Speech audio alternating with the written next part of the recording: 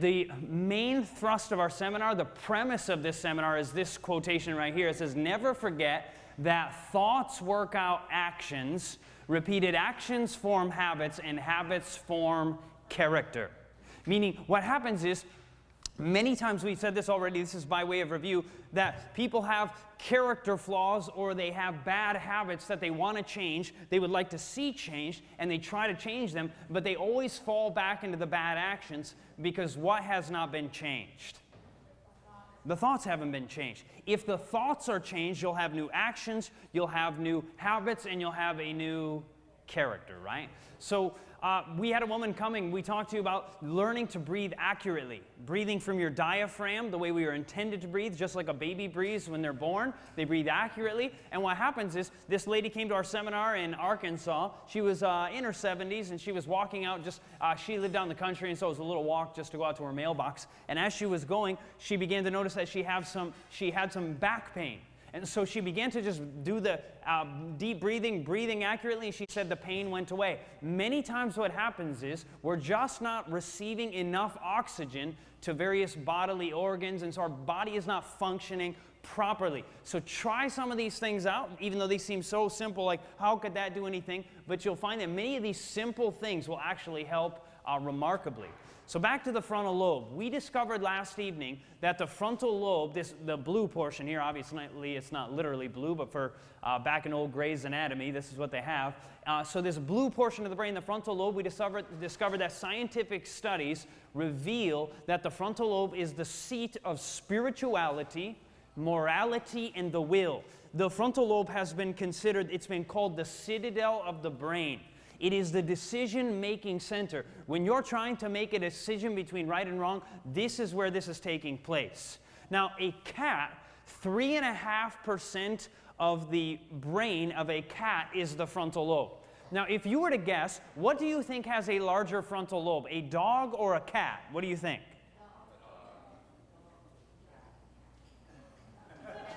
I hear both, right? Some are saying, I think what it is the dog lovers are saying dogs and the cat lovers are saying cats, right? I'm going to tell you, I'm sorry, cat lovers, a dog has twice as much frontal lobe.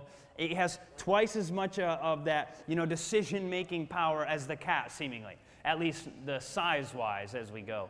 So what do you think would have larger, a dog or a chimpanzee or a monkey?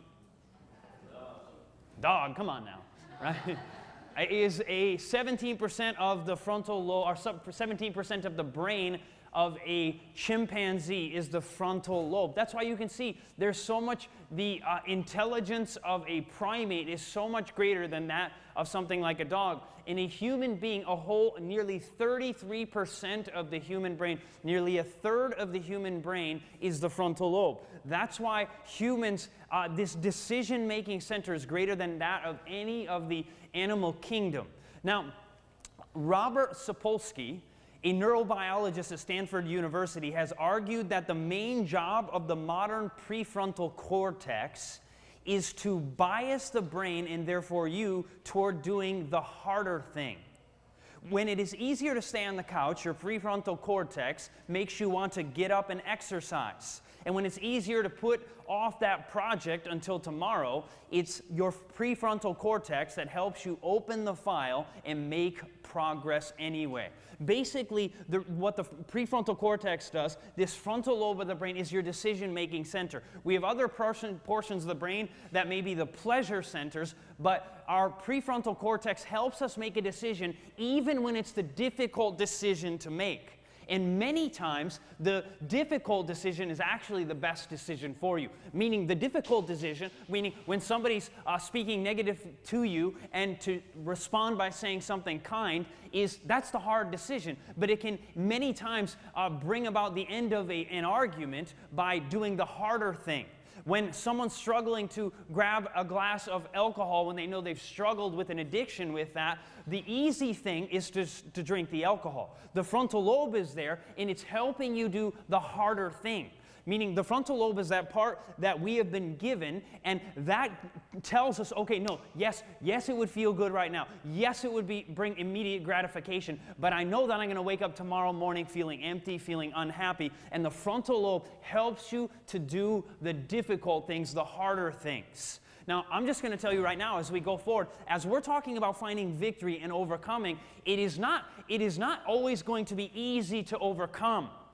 Meaning, even as a Christian, if you've given your life to Jesus, that doesn't mean everything will become easy. I mean, think of this. The Bible says in 1 Peter chapter 4, verse 1, speaking of Jesus, "For as much then as Christ has suffered for us in the flesh, arm yourselves therefore with the same mind." Arm yourselves with the same mind, "for he that has suffered in the flesh has ceased from sin, that he no longer should live the rest of his time in the flesh to the lust of men, but to the will of God." Meaning Jesus, when he was here on earth, it says that he suffered in the flesh. What does that mean? Meaning we think we have difficult times sometimes, in that we do. Imagine not eating for 40 days. Would you consider that suffering, yes or no? Yes, that would be ultra. I mean, that is the extent of suffering. And so here he was in this situation, not only not eating for 40 days, but then going through the greatest temptations you could possibly imagine. And scientists have discovered that when your blood sugar is low, that you are more likely to make the wrong decision and fall into temptation. Scientists are discovering that.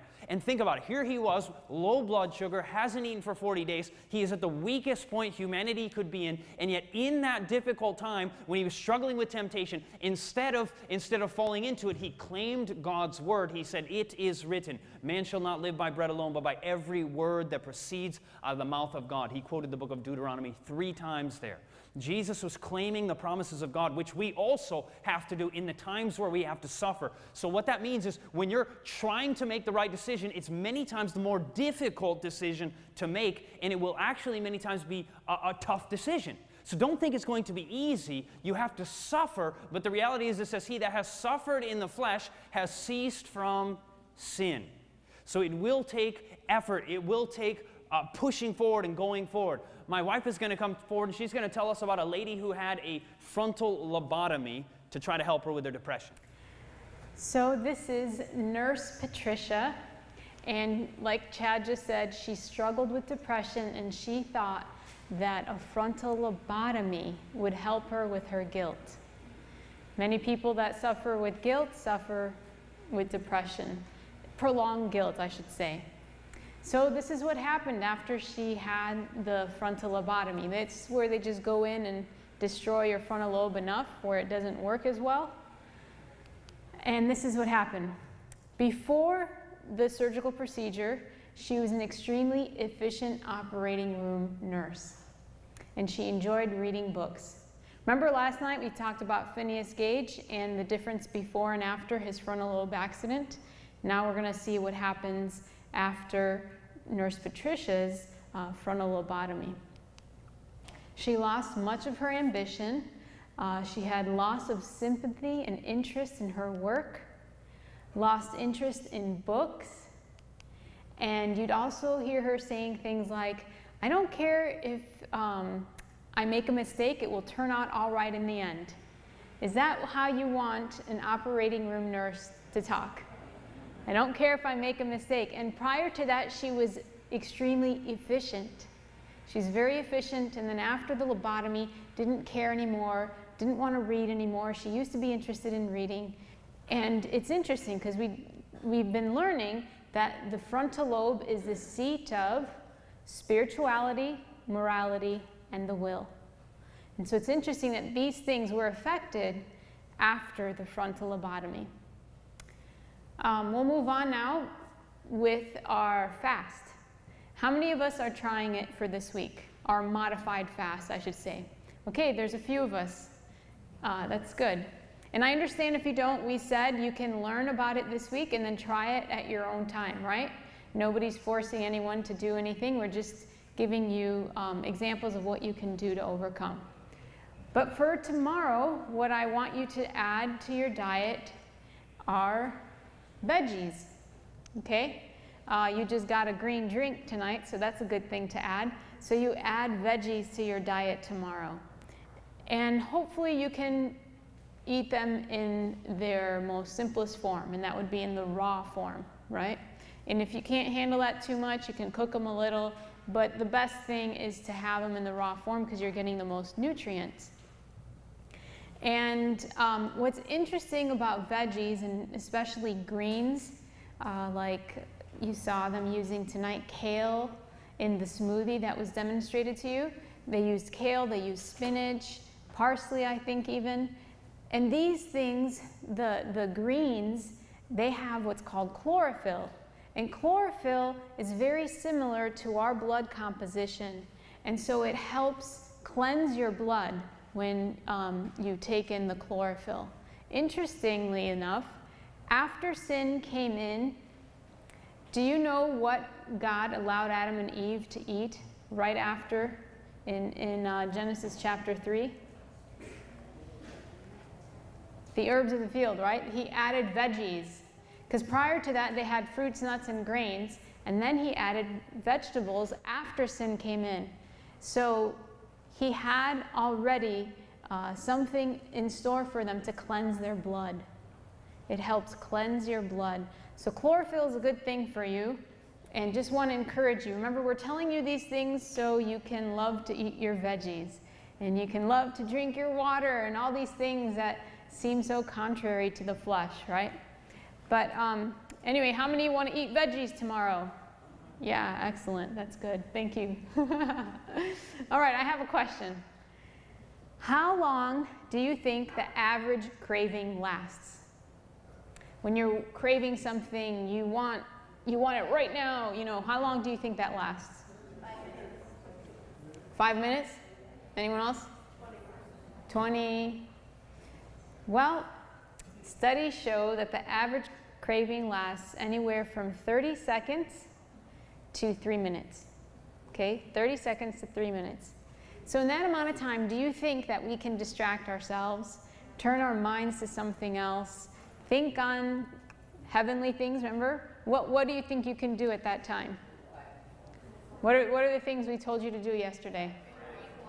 Drink water. What else? Eat fruit. Bible promises. Pray. Go for a walk. You got it. Excellent. So when these cravings come, you start a new habit. The new habit is, okay, I'm going to drink that water. I'm going to drink water. See, you're diverting your mind to something better instead of the problem. I'm going to drink the water. I'm going to get up, go for a walk. When I go for a walk, it brings fresh blood and oxygen to my brain. I'm going to make better decisions based on that. And then also, remember the breathing accurately, learning how to breathe accurately helps relax your muscles, because remember, when you're stressed and you're under temptation or you're having a craving, your blood pressure increases, your heart rate increases, and your respirations increase, and they become shallow. And so you're not getting the oxygen you need. Well, with every battle, the enemy has their traps, right? And any soldier that goes to battle usually likes to learn the traps that the enemy has for them, right? Any good soldier would do that. And so we're in a battle, and we want to learn what some of the traps are of the enemy. Now, there's many of them, but these are a few that have to do with cravings and addictions and how you fall back into them, and they're kind of like a gateway into them. So these are the few that we're going to share with you. So the traps. One of them is caffeine. We asked tonight, what is caffeine really doing to our brains? ABC's own Lisa Stark with her own MRI brain scans before and after a cup of coffee. It is the most popular drug in the world. Lisa Stark says, could that daily dose of caffeine be changing your brain? We turned to researchers in Wake Forest, North Carolina, where I underwent 2 MRI brain scans. The first scan with no caffeine in my system. Then I downed just 1 drink, now my second MRI. This was my brain before caffeine, this was after. The difference was remarkable. Dr. Paul tells Lisa Stark, it is like a 40% drop in the blood flow to your brain. It's not good, right? Because we're talking about protecting this brain. And we realize that caffeine is a very popular drug and a very dangerous one if you're trying to stay away from addictions. And especially if you're trying to stay away from smoking, right? We just said that if you, a lot of people that do these types of overcoming seminars, they know that if someone does not give up the caffeine, they are bound to come back to the cigarettes. For sure, they're bound to come back to the cigarettes if they don't let go of the caffeine, because one drug deserves another. We'll talk more about caffeine at another time, but that's just to encourage people about some of these traps. Okay, so we said caffeine is one of them. Another one is your favorite chair. Your favorite chair. What do I mean by that? What it means is idleness. A lot of times we know where our addictions happen, where our slip-ups happen, right? We know what situation brings it about. And a lot of times idleness is that.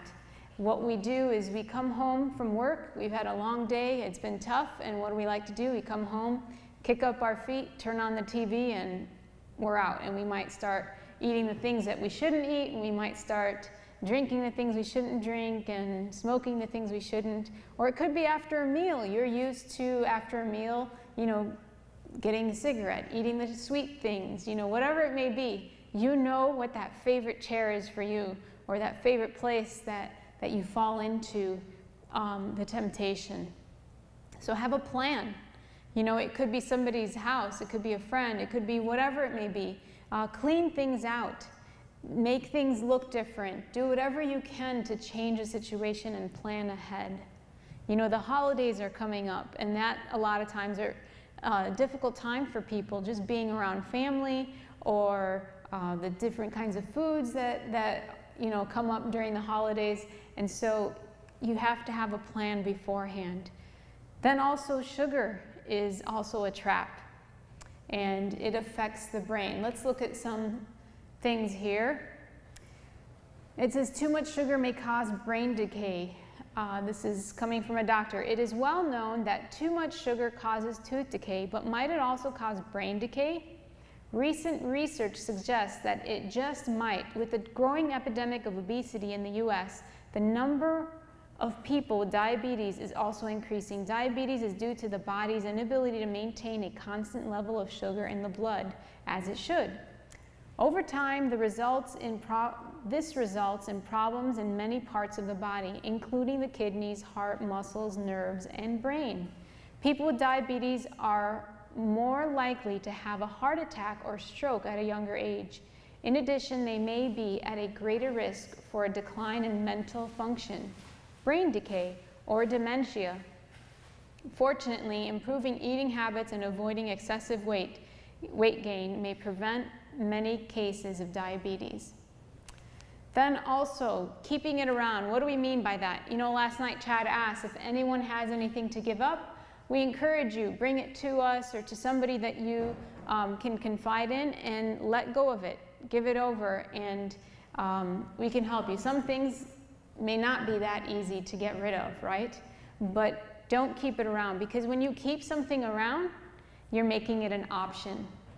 Just in case this whole thing this week doesn't work out and I'm having trouble, it's there for me to fall back on, right? But when you set your mind to something and you say, I'm getting rid of it, it's done, it's not an option, then you're more likely to stick to the program and move forward in what you've decided to put your mind to, right? So don't keep it around. And like we said, we want to encourage you, if you're too weak to throw it away yourself or whatever the case may be, bring it to us and we'll gladly do it with you. It's really a lot of fun, I have to say. All right. Then the thing is about keeping it around. This is what the Bible has to say in Romans 13, verse 14. It says, put on the Lord Jesus Christ and make no provision for the flesh to gratify its desires. God knows our flesh is weak, right?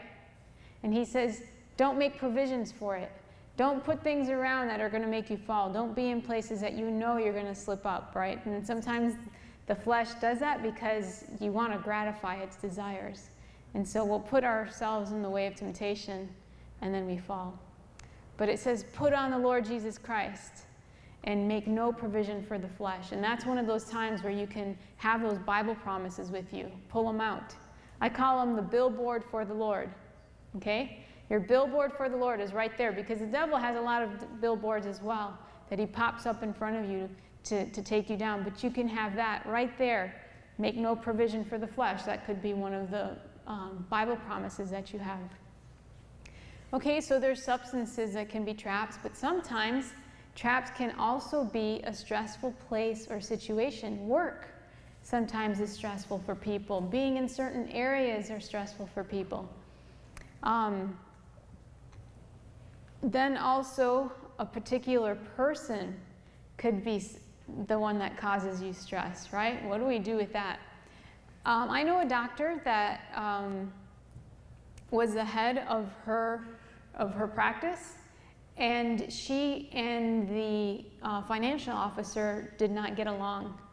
They really did not get along at all. They were always at each other's, in each other's faces whenever they had a meeting or anything like that. And the Lord started working on her heart. She started having a heart change, and her life started to change. And she began to study the Bible, pray, and read, and then she started to bring that to work. And she started little by little. She'd go and knock on one doctor's door and say, hey, can I pray with you? Okay, this is different. And so they started praying. She'd go and knock on a nurse's door. Can we pray together? Can we talk? And then she started sharing little things here and there. And then she worked up her courage, and she started doing this with this financial officer. And as they did it, and they started praying together, studying together, talking with one another, things changed. Their relationship was mended to the point where he threw her a surprise birthday party in the office.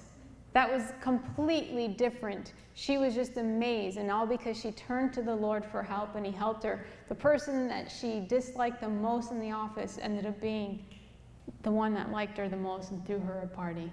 That's a miracle that only God can do. Then also we have repetitive memories that we go over and over and over, right? And with those repetitive memories, it could be something that happened to you a long time ago. It could be something that happened to you last week, any moment. I'll tell you more about some of those things that happened to me growing up, and how I used to play these things over and over in my head. And a lot of times I'm tempted to play things over and over in my head, and I have to redirect the thoughts. And don't go down there. Don't focus on that, right? Chad will talk about a little later on how you can do that, how to avoid those repetitive memories that break you down. But like we said yesterday, what are some things you can do with cravings? You can go walking, you can drink your water, you breathe accurately, claim your Bible promises, and pray while you're claiming those Bible promises. All right. We want to ask some questions, and Chad will come up and ask those questions. Just a little reminder that exercise is important, not just while you're claiming promises and so forth. Just getting exercise on a daily basis, you'll discover, is a very, very beneficial thing.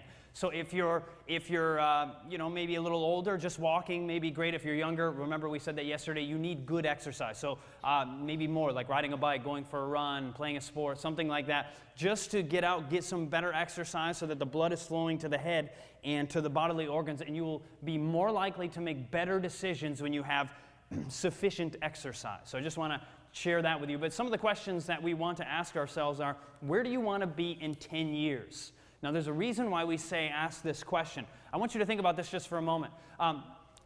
For someone who is younger, obviously the world's going to be a very different place to them in 10 years. So that young person has to begin to be thinking of the future. Many of our addictions, I would say probably most all of our addictions, are based on instant gratification. What that means is we're not thinking about the future, we're thinking about the here and now. We're always living in the, I'm angry, this or that or whatever, I need a cigarette. I know what it was like when I used to always go for a cigarette. It was, in any time of temptation, any time I got in the car, any time I woke up, whatever it was, I wasn't thinking of the future, I was always thinking about instant gratification. And so we want to say, okay, where do I want to be in 10 years? Well, do I want to be addicted to something? Well, no, I don't. Okay, so now I want to begin to make steps in my life to change my life to come about to the point where I am not maybe doing those things. Or if I'm overweight, I think, okay, now if I'm older, in 10 years, I may not be here if I'm overweight, so I want to begin to think, do I want to be around for my grandchildren?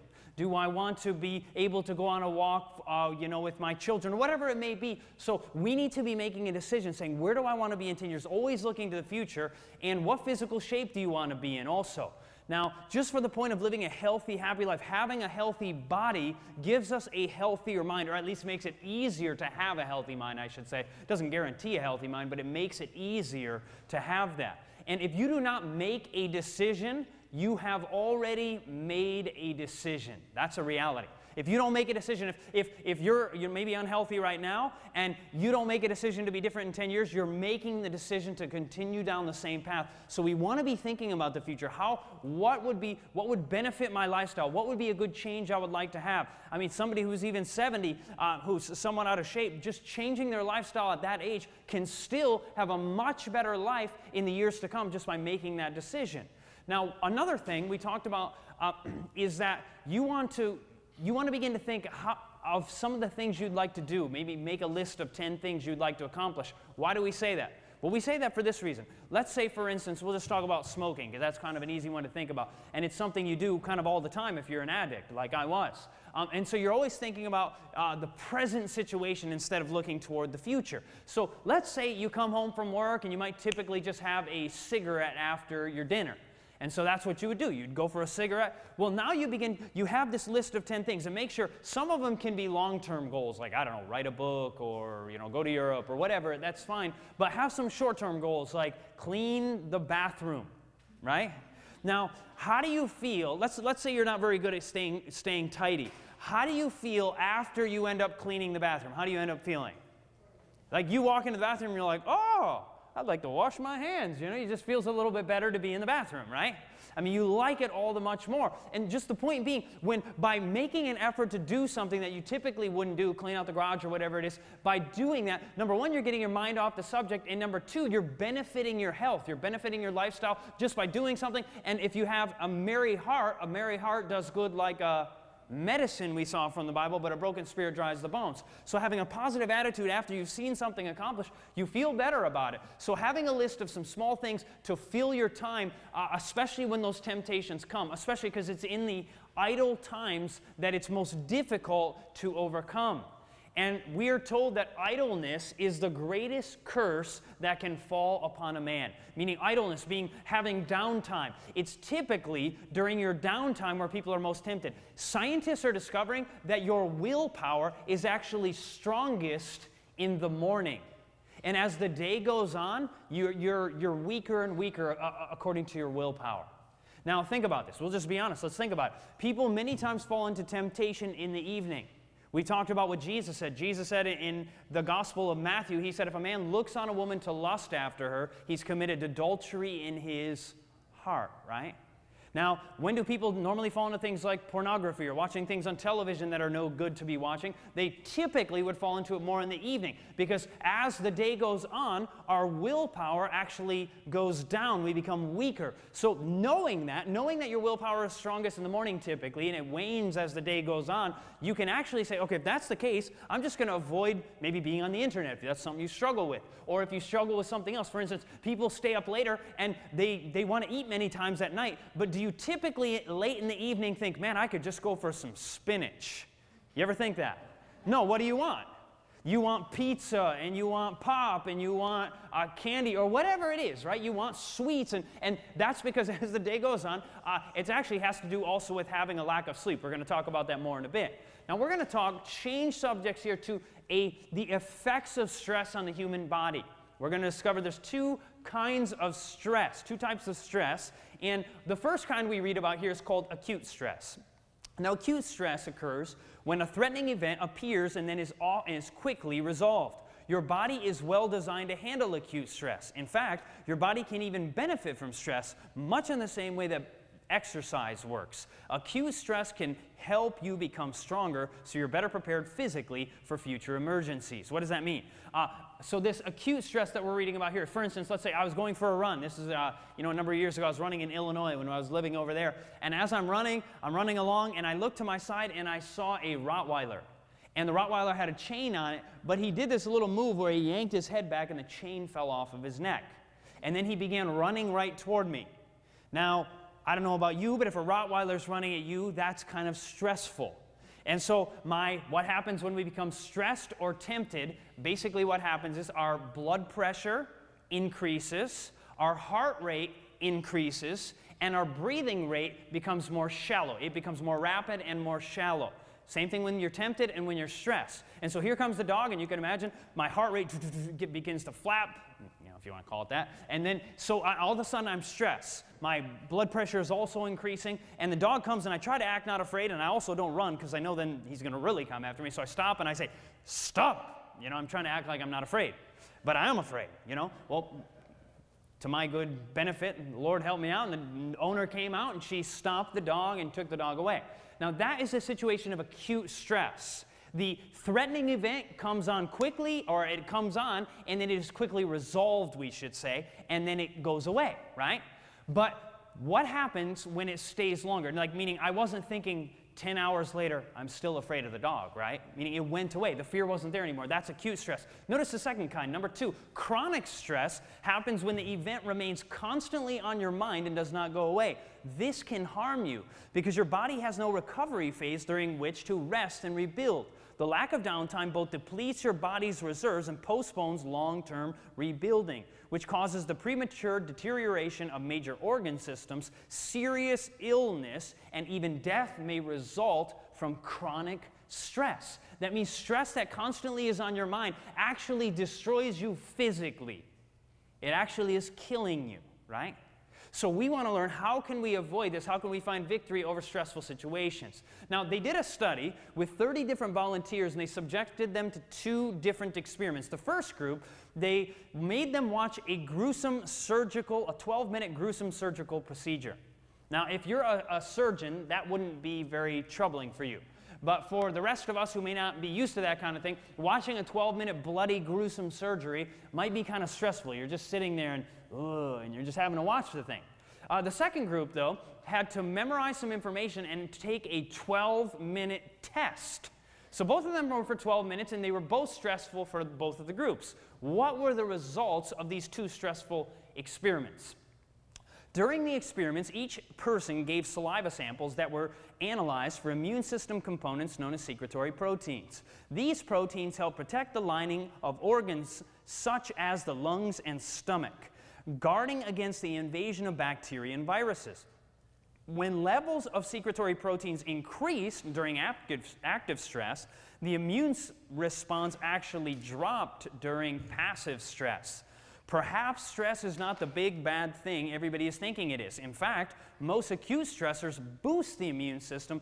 Only when stress is unusually prolonged or repetitive, it becomes a potential threat to health.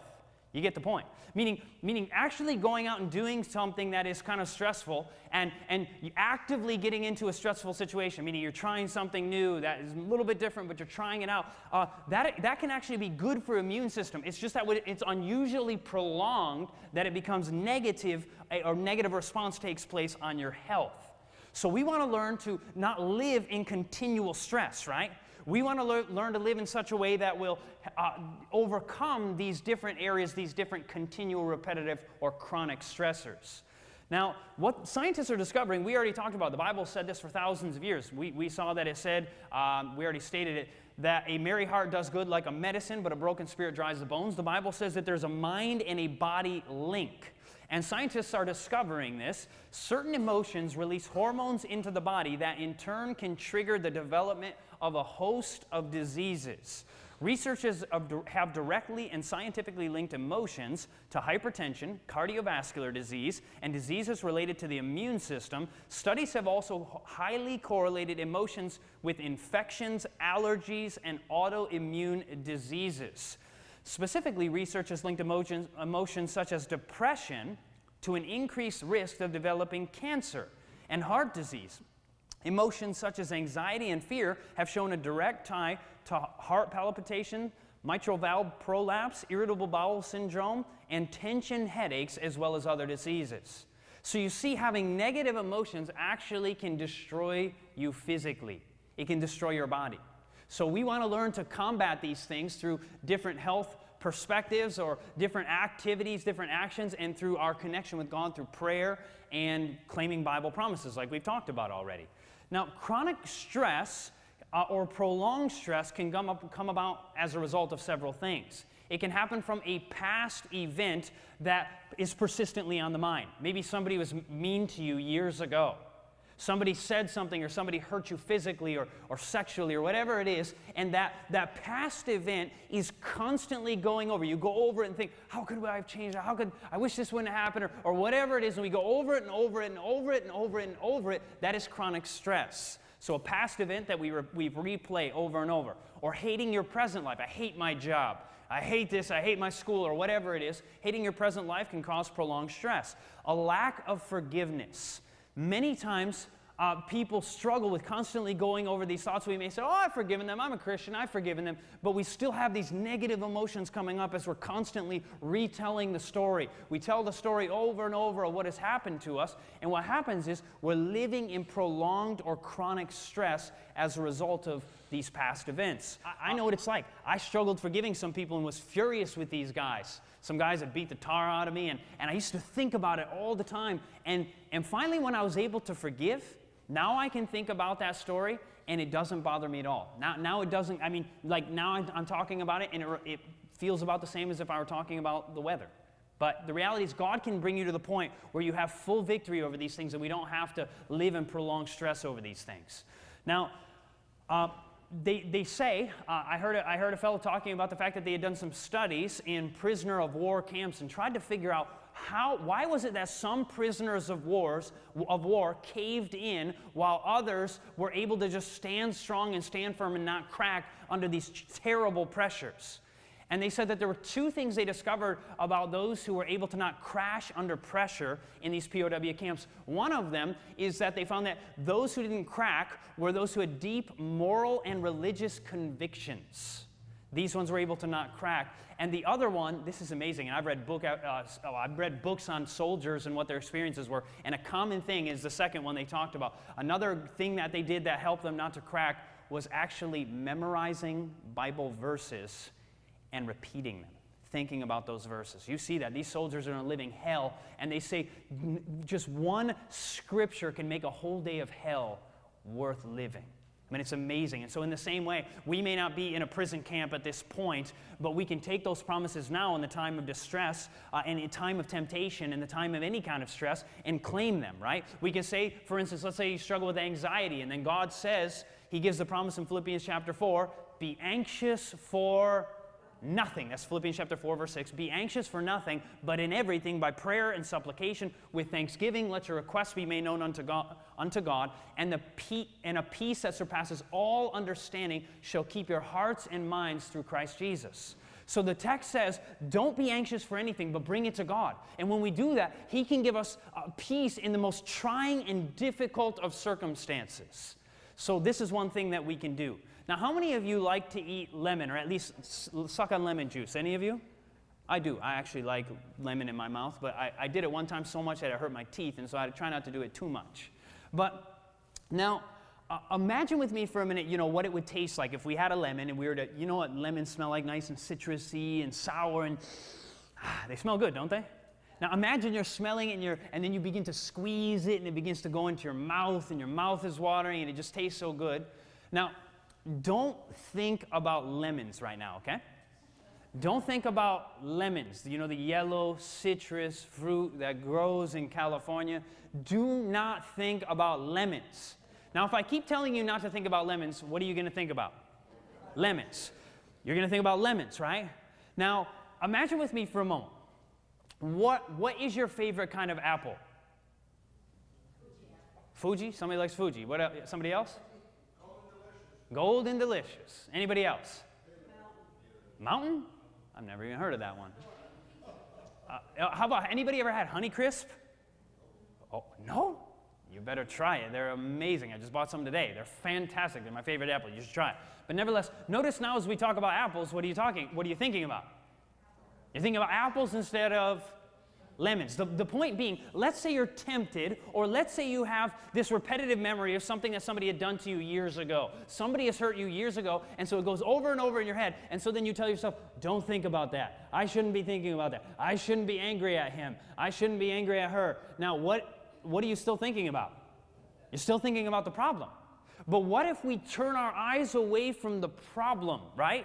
And are anxious for nothing, but instead turn our minds to something better, like the Word of God, or something a plan we have in life, or not choosing. Now, we're not saying deny reality, but if something happened years ago and it can't be fixed, it can't be fixed. And going over and over and over just destroys your body and destroys your health. So we can actually choose to divert our minds to something else, and rather than constantly going over the same problem, we can look in another direction.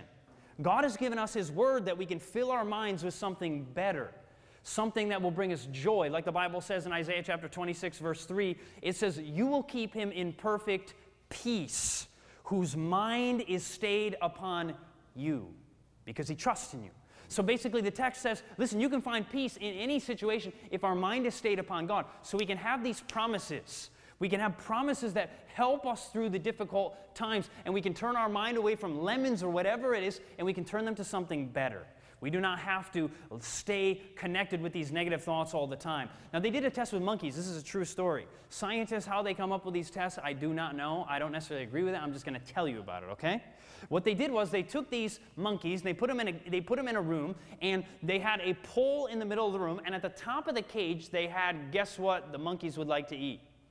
Bananas, right? They get the bananas at the top of the cage. And these scientists, these guys must have been, I don't know, they got to be a little shady to be wanting to do this. But what they would do is literally they would stand there with something like a fire hose.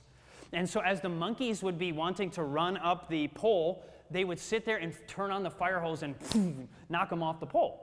They go flying off the pole. And then another monkey, once they turned it off, another monkey would see those delicious looking bananas and start running up to get there, and then shoot them off, and they'd blow off the pole with the fire hose. And then the next one would try, and they'd keep doing this. Every time they tried to get up on top to get the bananas, they'd blow them off. Well, after a while, the monkeys learned what? Don't climb the pole, right? I mean, anybody will learn that after a while. You heard them enough, and that's what they did. Well, then what they did is they took one of the monkeys out of the cage, and then they stuck a brand new monkey who had never been in the cage before, never been shot off with a fire hose, and so when he got in the cage, guess what he was going to go do? He's going to run up that pole. So he'd start running up the pole, and another monkey would run up and grab him and pull him back down. And he's thinking, what? I'm going to get the bananas. And so he'd start climbing again, and another would grab him, and they'd start pulling him down. And they'd pull him down, pull him down, pull him down. And after a while, he wouldn't climb up there anymore. And then they would pull out the next one who had got shot off with the fire hose and stick another one in. Same thing. They'd pull that one down, and then they'd switch the next one, and the next one, and the next one. And they finally got to the point where they had removed all the monkeys that had ever been shot off with the fire hose, and then they stuck a brand new one in, and none of the rest had been shot off with the fire hose. But when they stuck the new one in there, guess what they did to him? He started to climb the pole, and they all ran up and pulled him down, and guess what? They didn't even know why they were stopping him from climbing the pole. Isn't that interesting? They didn't even have a clue why they were doing it. And sometimes we do that in our families, right? Maybe the family, grandpa and grandma had a rough life, and mom and dad had a rough life, and we treat each other, and we're always holding each other down. We don't even know why. That's just what we do. We're just always nagging on each other, always putting each other down, or people have told you're dumb or whatever it may be, and so we hold each other down, and the reality is this is not necessary. God has a better plan for our lives than holding each other down or even constantly repeating to ourselves these negative thoughts we've had about ourselves. Like, oh, I'm just dumb. I'm just not smart. I'm just not like so-and-so, right? We're always putting ourselves down, and maybe we're just holding ourselves down when it's not necessary. When God has something much better for your life than this constant degradation or just being to the point where you're held down by your thoughts or somebody else's. But just press forward. Go whatever direction God is calling you to go.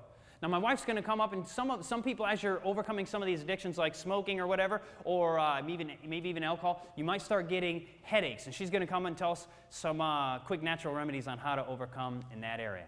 Whenever you're giving up a substance or whenever you're going through withdrawal, you're going to get headaches. Between day 2 to 4, you'll see if you're doing the program this week and you're letting go of the stimulant or whatever it is, you'll see between day 2 and 4, you'll have the peak withdrawal symptoms. And so that's why tonight we give you some of these things to look for so that when they do come, you won't be surprised and discouraged and want to give up, but you'll see that it's coming, you can expect it, and that means your body's doing the right thing. It's getting rid of the toxins, right? So what can you do with headaches? Well, it depends on what it is that's causing the headache. It could be dehydration. Remember last night we learned a lot about water, and dehydration really has a lot to do with headaches at times. So what you can do is just start drinking water. Every, on the top of the hour, drink an ounce cup. So just drink it. Wait at least about 10 minutes, drink another one. Wait a few more, like 10 more minutes, drink another one and see if the headache goes away, because you just might be dehydrated. If that's not the problem, if it could be you're hydrated enough, but it could be a tension headache, then have somebody just work on it for you. Or while you're in the shower and there's the hot water running on your shoulders, rub your shoulders and massage them. Massage your shoulders and your neck and just relax. And another thing you can do for headaches is it could be the volume issue of too much volume in the brain, and so you're getting that pounding headache, too much blood in the brain, and what you can do is divert the blood to another area of the body. You can take a bucket or basin of water, hot water, and be careful if you're diabetic not to make it too hot, and you put your feet in it, and then you take an ice pack or even a bucket of ice water and put a cloth in it and then put that on your head, okay? An ice pack or just the ice water itself, and then put it on your head. And what that does is cold constricts your blood vessels, so it makes the blood go away from that area. So cold constricts your blood vessels, the blood goes away from the area, and heat, which you're putting to your feet, dilates your blood vessels, so the blood pools down there. And you've just taken the pressure away from your head and you've taken it down to your feet. Does that make sense? Then another thing you can do, well, I'll tell you in just a moment, but those are just a few things you can do for a headache. But then also, you might have irritability. And like we've been talking, you need to take those things to the Lord in prayer, right? Irritability will come. You've removed the stimulant. You've removed whatever it is that you normally rely on to help you to deal with issues. But now you need to learn to turn to the Lord when the stressful situations come, right? And you need to learn to start drinking your water, walking, getting some exercise, praying, claiming your Bible promises, doing the deep breathing. But also, we'll talk more about some vitamins and things that you're missing out on, and which causes a lot of cravings. But B vitamins are important for your nervous system. So irritability will be helped if you get some B vitamins into the diet. And we'll talk more about that another night, I think tomorrow night. And then also lethargy. You start to feel tired when you remove a stimulant or you remove, the caffeine, right? You start to feel tired. Well, something you can do, and it sounds like the opposite, maybe I'll tell you, oh, go take a nap. No, actually the best thing to do is get up and move. Start moving, because you want to stimulate the blood naturally through what? The muscles, through exercise. You want to stimulate the blood that way. So it's good to get up and move so that you feel alive. Remember we talked about that yesterday, that you want the natural stimulation, not the artificial stimulation. Because this week you're getting rid of the artificial stimulation and you're relying on the natural stimulation to get you going. Another thing with lethargy is people feel tired in the morning if, let's say you remove caffeine from your diet this week, right? You wake up in the morning, it's hard to get up and you're tired, and part of that is because, remember in that little commercial they showed, or that little thing in the TV about adenosine? Adenosine is your body's way of telling you you're tired. It's your fatigue light telling you you're tired, you're tired, you're tired. Caffeine is like just busting that fatigue light, like cutting it out so that you don't know that you're tired. It's kind of like you're driving down the road and a light comes on in your car and tells you, you need to change this, your oil's out or something, and you just bust it and say, I don't care. And so then you think there's nothing wrong with the car. I can just keep driving it, and then something finally happens. So it's like that. You're fatigued, you're tired, but caffeine just tells you no, you're not, and you're running on energy that you don't really have. So one thing you can do in the morning when you wake up, after you've had your bath, or your shower, if that's what you do in the morning, in the end, do a contrast shower, hot, cold, back and forth. When you're done with your shower, you do 1 minute of the hot, and then you switch it over as fast as you can and do it 30 seconds of cold water, as much as you can tolerate. And you're going to be dancing in there. You're going to be moving around when that starts happening. And then you go back 1 minute of the hot, okay? And you're getting it everywhere. And then you go back 30 seconds of the cold. And you're going to be breathing like this, okay? And then you go back hot and you finish 30 seconds with the cold. So 1 minute hot, 30 seconds cold. That will get you invigorated. You're going to feel this euphoria. It's going to get you excited, and that's your buzz in the morning, okay? And it'll keep you going. And it really helps you get the blood circulating and get you breathing deeply, and it really helps get going. So these are just a few things, and if you're really struggling with your cravings and it's getting crazy, get in the shower and do that right then. When the water and all that other stuff's not working, just jump in the shower and start doing the hot cold. Okay? And then Chad's going to come up and give a personal testimony right now. All right, we will close with this. Just to give you experience in my life. When I was, and I've already shared this with some of you, but when I was younger, I was in 3rd grade in my 3rd grade teacher's class, and he told us the story of this little boy who was in the Wild West, and he lived in one of those old western towns, and you know, they had the old saloons there, and the little boy had grown addicted to chewing tobacco. So what he would do is he would go in and he would go into the old spittoons where the guys had been spitting, and he'd reach in there and he'd pull out the dirty old spittle and he'd put it in his mouth, and that's how he would get his buzz, because he obviously was too little to buy chewing tobacco. And I thought that was pretty nasty. And then later on in my life, after my dad had given me my first cigar and I became addicted to tobacco very rapidly, I'd steal my mom's cigarettes and so forth, and then I couldn't buy them because I was too young to buy them, so I would go out to the grocery stores and I would take out of the, what do you call those things, the ashtrays there, and I would take the old nasty cigarette that somebody else had been smoking, and I would take that thing and I would hold it to my mouth and I would smoke somebody else's filthy old cigarette. And that's just what you do when you get addicted to something. You do things that you never thought you would end up doing. And then I tried to quit. I tried different things. I tried the Nicorette chewing gum, and I liked that because it gave me a buzz just like the cigarettes did. And I thought, well, if this isn't so bad, they were so expensive, I thought, man, I'd just do this for the rest of my life if I had enough money. But they were kind of expensive, so I could only I was like, man, I'll just do 5 a day. And so you'd fight it all day, fight it for a few hours, like, okay, there's another one. And so it became like a reward system rather than a deterrent from the smoking.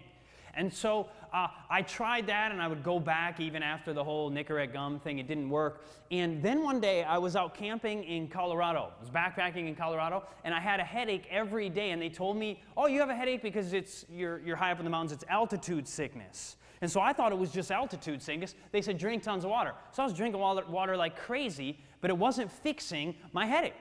And so finally at the end of the trip, maybe 5-6 days into it, something like that, someone said, hey, do you drink a lot of pop and coffee? Oh, I drink tons.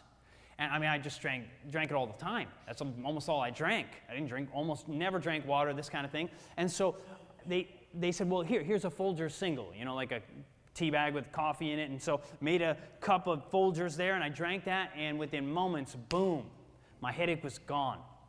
And I realized for the first time, that was the first time in my life, I realized that I was physically addicted to something. And so, and it wasn't until, and I didn't know it. I never thought anything about it. But I learned later in my life, after I'd quit the caffeine, then later on I was able to quit smoking. And I didn't know that people who put on seminars about quitting smoking, they know, like my wife said, that if you do not quit the caffeine, all of the time, the individual will go back to the cigarettes. And just like with a lot of alcoholics, they'll quit the alcohol and they'll go to AA and they'll drink coffee like crazy and they'll smoke like a chimney. So they're just moving from one addiction to the other. So a lot of times we think we're tough, like, I'm strong, I can do this. But we all have things we struggle with. Doesn't matter if you're a Christian, an atheist, a Buddhist, whatever. We all have things negative, whether it's thought processes that we struggle with, or whether it's maybe an anger problem, or whether it's a literal addiction to a substance. We struggle with these different things. But nevertheless, I So I had quit this caffeine thing, and then finally, it wasn't until I ended up going, and actually somebody had shared this verse with me. It's kind of a heavy verse, to be honest with you. But it says in 1 Corinthians chapter 3, verse 16 and 17, it says, "Know ye not, or don't you know that you are the temple of God?" Meaning your body is not only the church, yes, but also you are the temple of God. God wants to dwell in you.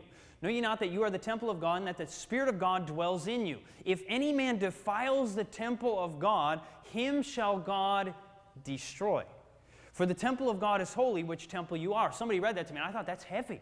Some people can think, well, that's terrible. Why would God want to, if I destroy my body, why would God want to destroy me? Well, God cares so much. He gave you this human organism.